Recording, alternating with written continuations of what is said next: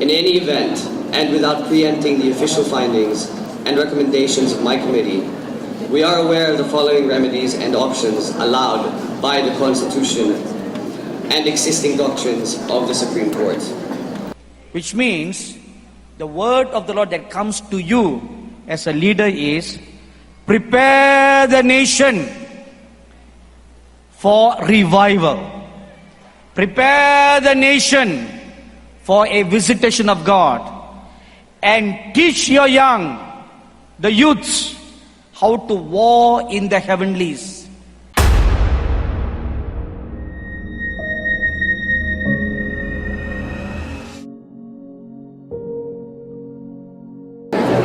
That's why we are all here now. Thus, I beg your indulgence and patience in what I consider to be a very important dialogue with a young, yet important sector of our society assembled here this morning. And to get on with our discussion for today, you requested me to share with you my reflections on the Bangsamoro Basic Law Bill, post-Mama Sapano incident. As a short backgrounder, first, this so-called Mama Sapano incident was the deadly encounter that happened in Barangay Tucanalipao in Mama Sapano, province of Maguindanao on January 25 of this year, wherein about 400 Special Action Force of the PNP attempted to covertly go in MILF-controlled territory to serve the warrants for the arrest of bomb makers and fugitive terrorists Marwan and Usman. Unfortunately, however, they were engaged in a heavy firefight by members of the Moral Islamic Liberation Front, the Bangsamoro Islamic Freedom Fighters, and other loosely organized armed groups, numbering about 1,000. When the smoke cleared, the clash resulted in the deaths of our fallen 44, about 20 plus casualties from the MILF and BIFF side, and about 7 unconfirmed number of civilians. The tragic Mama Sapano encounter occurred 4 months after the BBL was filed in Congress. And while deliberations of the bill were already underway, and naturally, because of the public alarm and outrage that was triggered by the event, the BBL hearings were temporarily suspended to make way for official investigations of this encounter, including those separately conducted by the Senate and the House of Representatives. The investigations opened a Pandora's box of important issues which not only involved our national security, law enforcement and coordination between our police and the military, it also greatly impacted on the entire BBL itself.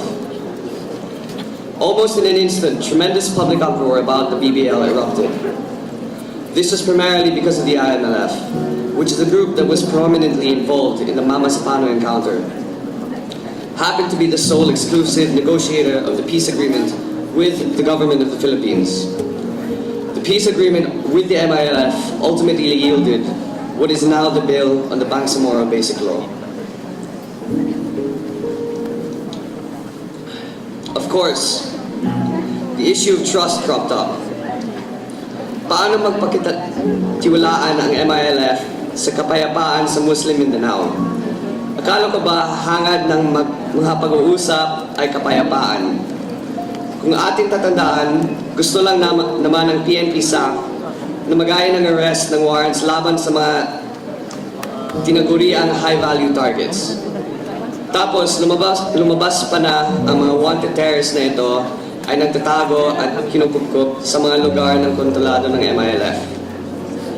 Bukod pa rito, kinuha pa ng MILF ang mga armas at kagamitan ng ating mga PNP SAF. Yung iba nakuha pang mag-text ng mga hindi kaaya-ayang bagay sa mga naulila ng ating fallen 44. Tapos, nagkasundo na ibabalik ang mga gamit ng PNP SAF na naagaw ng mga MILF. Ngunit ang isauli, sadyang cannibalize at kulang-kulang naman ang mga armas at mga piyesa nito. Paano na nga naman magpakitiwalaan ang MILF sa kapayapaan sa Bangsamoro kung ganito? As early as 2012, in the framework agreement on the Bangsamoro, which the MILF signed with the government, MILF agreed to start the normalization process so that communities in the Bangsamoro territories can already return to conditions where they achieve their desired quality of life. Moreover, the MILF agreed to undertake a graduated program for decommissioning of its forces so that they are put beyond use. Ibig sabihin nito, ititigil na nila ang pakikipaglaban sa gobyerno at sisimula na ang paglalansang ng kanilang mga armadong grupo. This was signed way back in 2012. However, it was only just this month we heard the process of decommissioning actually taking place. I was even invited to be present at this so-called decommissioning ceremonies of 75 high-powered weapons and 145 combatants. I begged off though. I wanted to tell them that I would only attend the decommissioning ceremonies of the very last firearm, the very last bullet, the very last combatant of the MILF. To me, that is the most crucial and most reliable signification of their most awaited paradigm shift towards the exclusive use of peaceful means and methods in the cause of autonomy. Related to this, there is also the issue about the effectiveness and efficiency of our agreed ceasefire mechanisms with the MILF. Because the Mama Sapano incident, the effectiveness of our ceasefire mechanisms was put to question. Akala ko ba may maayos na proseso ng ceasefire o tigil putukan kapag may mangyayaring kaguluhan? Pero bakit napakatagal naman bago nagkaroon ng tigil putukan noong January 25? Kung tunay na maayos at epektibo ang mekanismong ito, siyak na mabilis sana at naging mas maaga ang pagtigil ng barilan. Mas marami sana ang naligtas sa ating mga SAF mula sa kamatayan. There are so many issues brought to light by the Mama Sapano incident.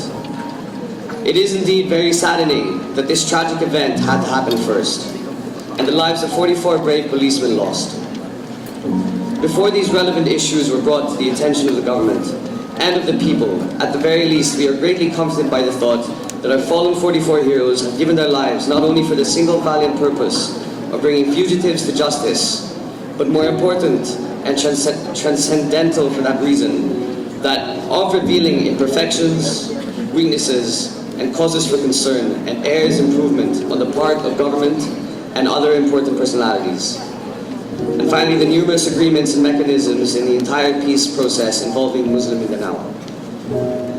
However, regardless of the impact of the Mama Sapano incident, we still have to see through this BBL in Congress until its proper and most beneficial conclusion, and ultimately for ratification by the people. In this BBL, we are renewing our constitutional commitment to peace and development with our brothers and sisters in Muslim Mindanao.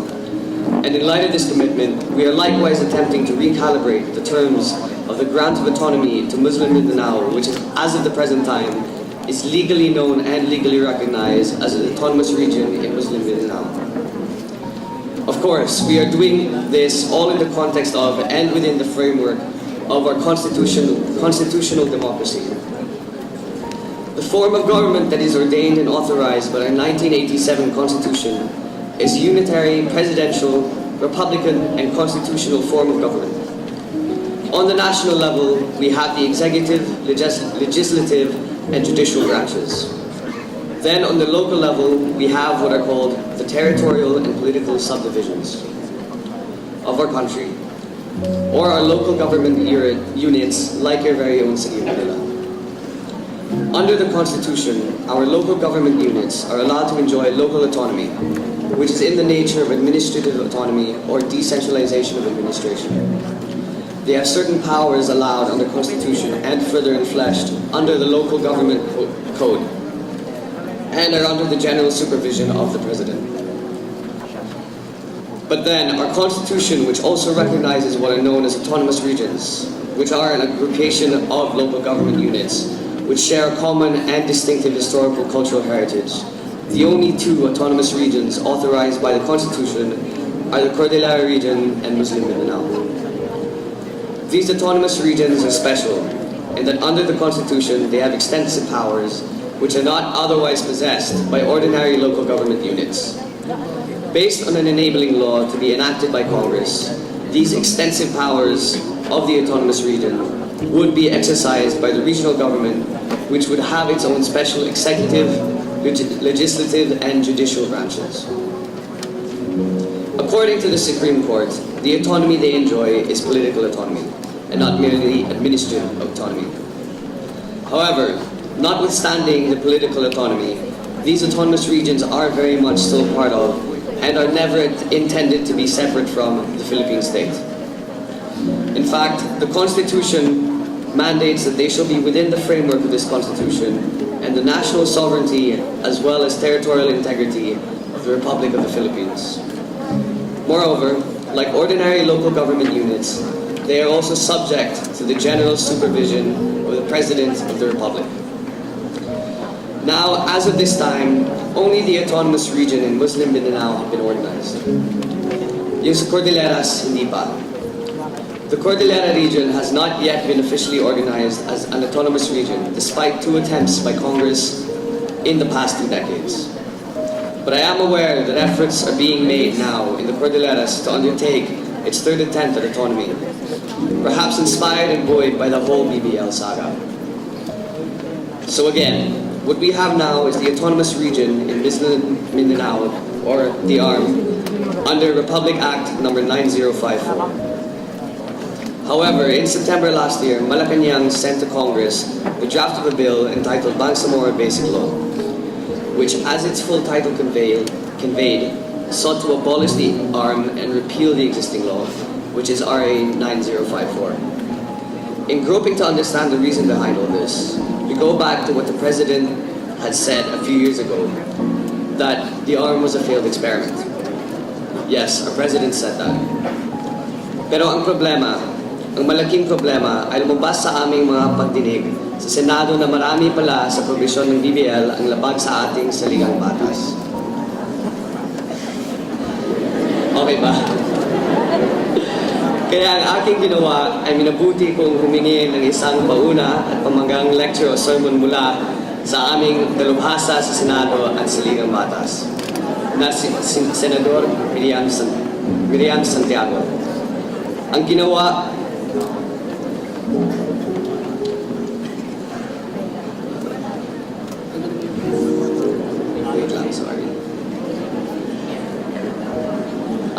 ni Senador Miriam ay inimbitahan niya ng mga magaling at matitinik na mga utak sa saligang batas upang pag-aralan itong BBL.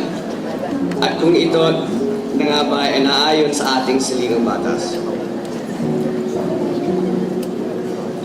Sa kasawiang palad, ipinagtibay ng report ni Senador Miriam ang aming mga nangunang hinala. Labag talaga sa konstitusyon ng BBL. Ang gusto raw di umano ng BBL ay gawing isang part sovereign state o isang sub-state ang tinaguriang Bangsamoro. Allegedly, it has all the elements of a state under Montevideo Convention, namely permanent population, defined territory, and capacity to enter into relations with other states. Tapos magiging iba ang istruktura ng gobyerno sa loob nito, parliamentary. Ang gobyerno ng Pilipinas ay presidential, di ba? Paano naman mangyari yun? Kaya nga, kumbaga sa sikat ng libro ngayon ni Senador Miriam, Stupid is Forever. Bukod pa rito, napakaraming kapangyarihan ang binibigay sa Bangsamoro government. Mas marami at mas malawak sa mga kapangyarihan na pinapayagan sa mga autonomous region sa ilalim ng ating saligang batas. Sa dami ng kapangyarihang ibinibigay sa Bangsamoro government, para bang may sarili na itong buhay na hiwalay sa bansang Pilipinas. What do all these observations lead to? If Congress were to pass this exact version of the BBL, as drafted by the Palace, then the resultant law would clearly and grossly violate our Constitution. Hence, all the painstaking work of Congress could just end up being another sumptuous target of a petition by a concerned and well-meaning Filipino taxpayer for certiorari and prohibition with the Supreme Court on the ground of unconstitutionality. In any event, and without preempting the official findings and recommendations of my committee, we are aware of the following remedies and options allowed by the Constitution and existing doctrines of the Supreme Court.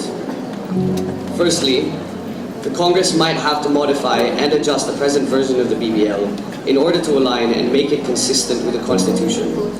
Shorn of the unconstitutional provisions, the BBL could then already proceed to be a legitimate subject of legislation by Congress. To repeat, Congress cannot pass a law that would go against the Constitution. This is based on the doctrine of constitutional supremacy. If the proponents of the BBL in Congress are really bent on passing the BBL in the exact shape and form as drafted by the Palace, then there would be no other legal recourse but to initiate a coordinated move of amending or revising of the Constitution. This is in order to accommodate and make possible all the drastic changes in our existing government structures and institutions called for under the BBL.